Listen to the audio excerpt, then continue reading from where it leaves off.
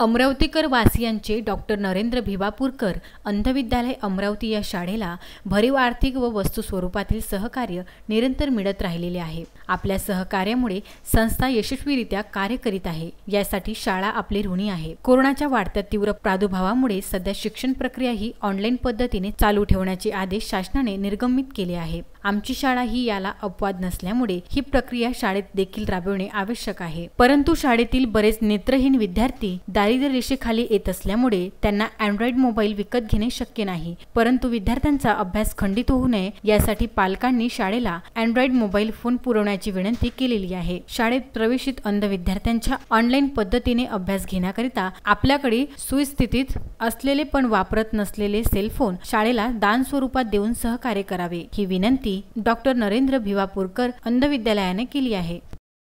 मी नवनाथ इंगोले, मुख्याध्यापक डॉक्टर नरेंद्र भिवापूरकर अंध विद्यालय अमरावती वरनं आपल्याशी संवाद साधतो आहे।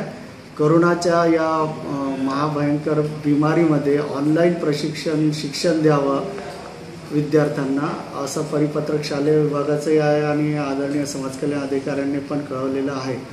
आमचे दिव्यांग अंध बांधव विद्यार्थी हे ग्रामीण भागात राहतात, वास्तव्याला आहेत। त्यांच्याकडे मोलमजुरी त्यांचे आई वडील करत असल्यामुळे त्यांना अँड्रॉइड मोबाईल घेणं शक्य। Vidarbha news bureau, Amravati.